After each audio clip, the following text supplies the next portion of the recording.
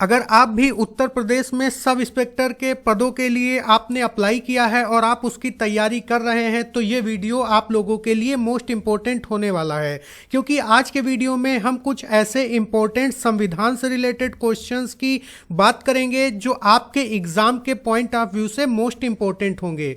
इस क्रम में जो भी इम्पोर्टेंट क्वेश्चंस होंगे उन क्वेश्चंस को तो हम डिस्कस करेंगे ही, उनसे जुड़ी कुछ ऐसी जानकारी भी देंगे जो आपके एग्जाम के लिए मोस्ट रिलेवेंट होगी और बहुत ही ज्यादा इंपॉर्टेंट भी होगी। तो चलिए बिना टाइम को वेस्ट किए स्टार्ट करते हैं। पहला क्वेश्चन देखते हैं। हमारा जो पहला क्वेश्चन है वो है भारत का संविधान कब लागू हुआ। जैसा कि आप लोगों को पता है कि जो भारत का संविधान है वो भारत का सर्वोच्च विधान है और इसे लागू किया गया था 26 जनवरी 1950 को। यहां पर एक चीज और आपको पता होनी चाहिए कि जो संविधान है इसको बनाना कब स्टार्ट किया गया था।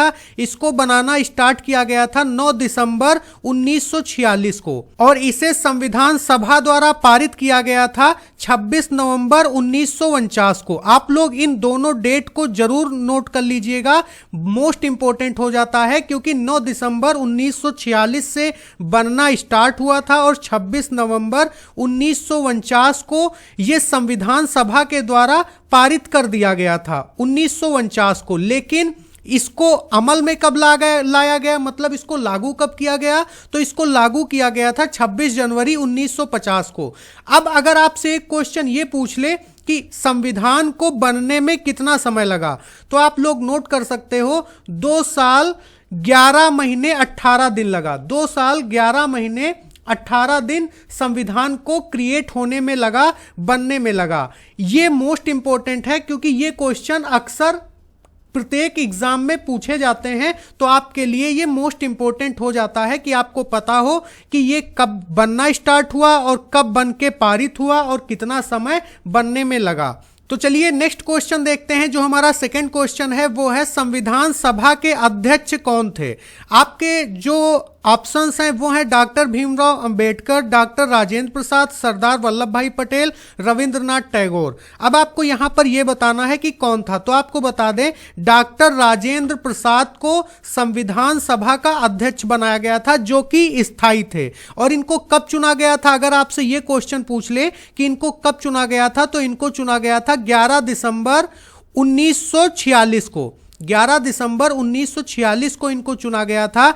एक क्वेश्चन और बन रहा है कि ये हमारे स्थायी अध्यक्ष थे, तो फिर अस्थायी अध्यक्ष कौन था। तो जो सबसे पहले अस्थायी अध्यक्ष थे वो थे सच्चिदानंद सिन्हा जी। डॉक्टर सच्चिदानंद सिन्हा जी थे, जिनको चुना गया था 9 दिसंबर 1946 को। ये सिर्फ 2 दिन रहे थे और 2 दिन के बाद डॉक्टर राजेंद्र प्रसाद को स्थायी अध्यक्ष बना दिया गया था। तो आप लोगों को पता होना चाहिए 9 दिसंबर 1946 को किसको अध्यक्ष चुना गया था, डॉक्टर सच्चिदानंद सिन्हा को अध्यक्ष चुना गया था।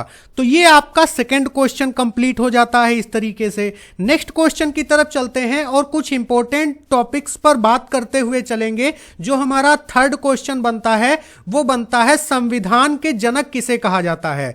ठीक है, तो अगर हम भारतीय संविधान के जनक की बात करें तो आप लोगों के मन में एक ही आंसर आता है, वो आता है डॉक्टर भीमराव अंबेडकर। कौन है संविधान के जनक, किसे कहा जाता है, डॉक्टर भीमराव अंबेडकर को कहा जाता है। इसी तरीके से एक और क्वेश्चन बनता है कि जैसे भारत के संविधान के जनक डॉक्टर भीमराव अंबेडकर को कहा जाता है, वैसे ही अमेरिका के संविधान का जनक कहा जाता है जेम्स मैडिसन को। आप लोग नोट कर सकते हैं, मोस्ट इंपॉर्टेंट क्वेश्चन है।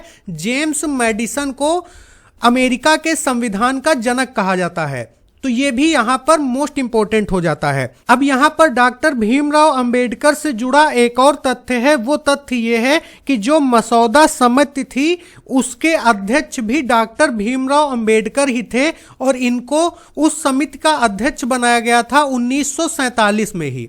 ठीक है, 1947 में ही बनाया गया था और ये भारत के पहले कानून मंत्री भी थे।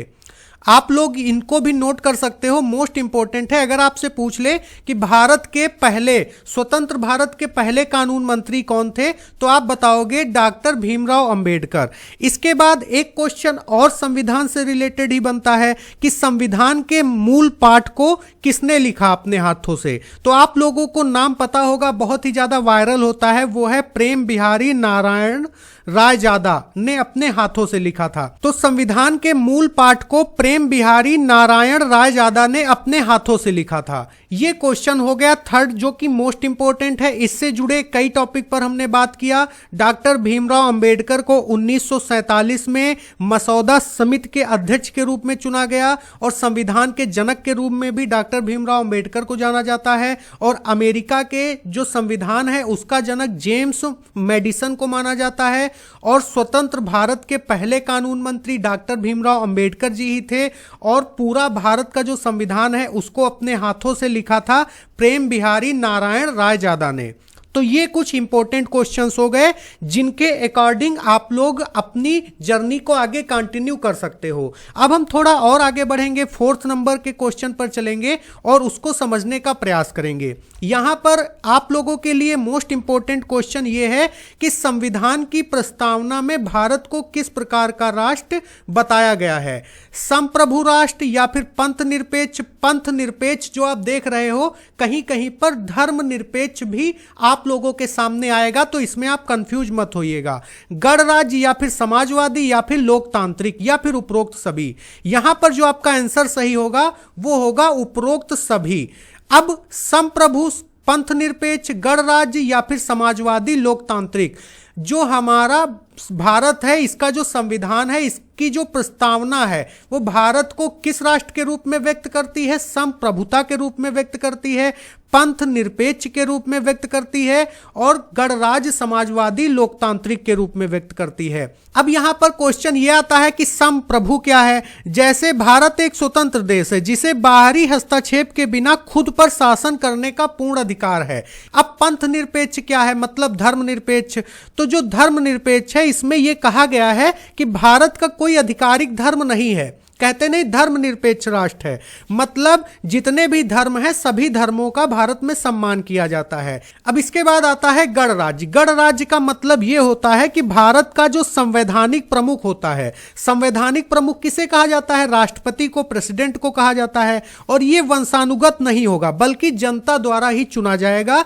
जो भी हमारा राष्ट्रपति होता है वो क्या होता है, भारत का पहला नागरिक माना जाता है। और उसको कौन चुनता है, जिन लोगों को हम चुनकर भेजते हैं सदन में वही तो राष्ट्रपति को चुनते हैं। इसलिए जनता के द्वारा राष्ट्रपति को चुना जाता है, मतलब संवैधानिक प्रमुख राष्ट्रपति वंशानुगत नहीं हो सकता है। इसके बाद आता है लोकतांत्रिक। यह एक ऐसी सरकार है जो लोगों द्वारा लोगों के लिए और लोगों का शासन करने के लिए चुनी जाती है, इसलिए इसको लोकतांत्रिक कहते हैं। अब आता है समाजवादी। अगर हम समाजवादी की बात करें तो यह सुनिश्चित करता है कि राज्य सभी नागरिकों को सामाजिक और आर्थिक समानता प्रदान करने के लिए काम करता है। यह संविधान के प्रस्तावना से यह सिद्ध होता है कि हमें ये सारे अधिकार प्राप्त हैं भारत के संविधान के द्वारा। तो ये तो बात हो गई चौथे क्वेश्चन के बारे में। आगे बढ़ते हैं, फिफ्थ नंबर क्वेश्चन की बात करते हैं। वो ये है मौलिक अधिकार कितने होते हैं। याद रहे मौलिक अधिकार और मौलिक कर्तव्य में अंतर है। मौलिक अधिकार टोटल 6 होते हैं। अगर हम मौलिक अधिकार की बात करें तो यहां पर पहले ये टोटल 7 थे, लेकिन अब इसको एक घटा के 6 कर दिया गया है, क्योंकि इससे पहले जो संपत्ति का अधिकार था वो भी मौलिक अधिकार के अंतर्गत ही आता था, लेकिन 1978 में 44वें संविधान संशोधन में इसे हटा दिया गया था, इसीलिए अब टोटल 6 बचे हैं। तो अब मौलिक अधिकार कितने हैं, 6 हैं। और वो 6 कौन कौन से हैं? समानता का अधिकार आपका पहला हो गया, दूसरा स्वतंत्रता का अधिकार, तीसरा शोषण के विरुद्ध अधिकार, और चौथा धर्म की स्वतंत्रता का अधिकार, और पांचवा सांस्कृतिक और शैक्षिक अधिकार, छठा संवैधानिक उपचारों का अधिकार।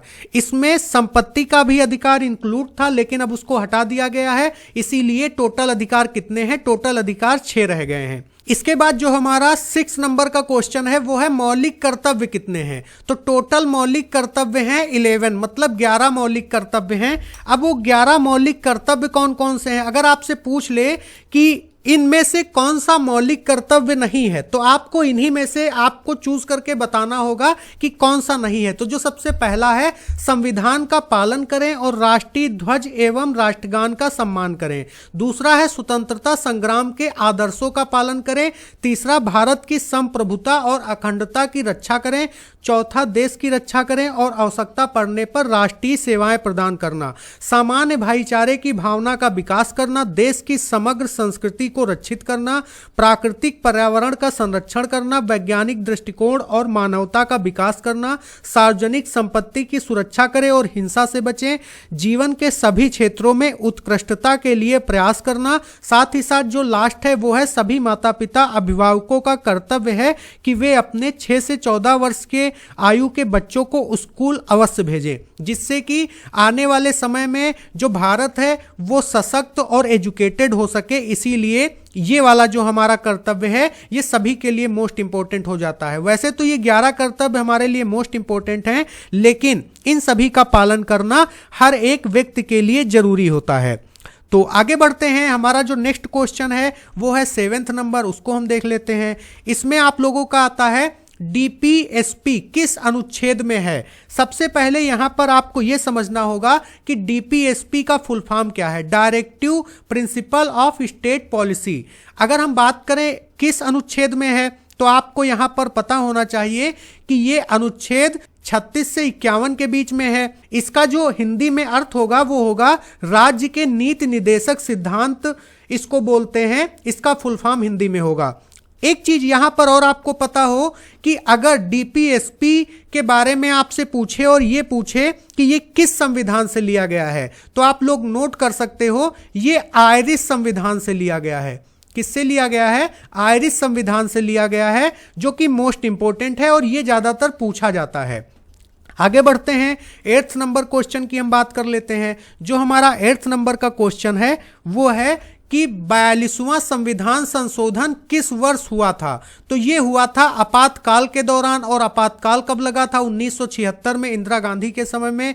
तो आप लोगों को यह भी पता होना चाहिए आपातकाल के समय में इसको संशोधित किया गया था। आगे बढ़ते हैं। 9th नंबर क्वेश्चन की तरफ चलते हैं, जो कि मोस्ट इंपॉर्टेंट है लेकिन जनरल क्वेश्चन है। राष्ट्रपति का कार्यकाल कितने वर्ष का होता है? तो ये होता है 5 वर्ष का। इसके बाद जो हमारा लास्ट क्वेश्चन है, लेकिन इसके बाद भी हमारे जो पार्ट्स हैं वो आते रहेंगे, तो आप लोग चैनल को सब्सक्राइब जरूर कर लीजिएगा। जो भी चीज़ें हम आपको बताते हैं वो आपके लिए रिलेवेंट होती हैं, तो आप लोग कमेंट में अपने सुझाव भी जरूर दीजिएगा। अगर आपको और कुछ जानकारी चाहिए या और किसी भी क्लास से रिलेटेड जानकारी चाहिए तो उसके बारे में भी जरूर बताइएगा। जो हमारा लास्ट क्वेश्चन है वो है, संसद के दोनों सदनों का संयुक्त अधिवेशन कौन बुलाता है? तो आपको पता होना चाहिए कि वो बुला सकता है प्रेसिडेंट। कौन बुलाता है? प्रेसिडेंट बुला सकता है। और ये किस आर्टिकल के अंतर्गत बुला सकता है? तो ये बुला सकता है आर्टिकल 108 के तहत बुला सकता है। प्रेसिडेंट को ही ये अधिकार प्राप्त होता है। तो उम्मीद करते हैं जो भी क्वेश्चंस हमने आपको सब बताए और समझाए वो एग्जाम के पॉइंट ऑफ व्यू से मोस्ट इंपॉर्टेंट रहे होंगे। अगर आपका कहीं पर कोई डाउट है तो कमेंट में जरूर बताइएगा। वीडियो अच्छा लगा होगा तो लाइक शेयर करना मत भूलिएगा।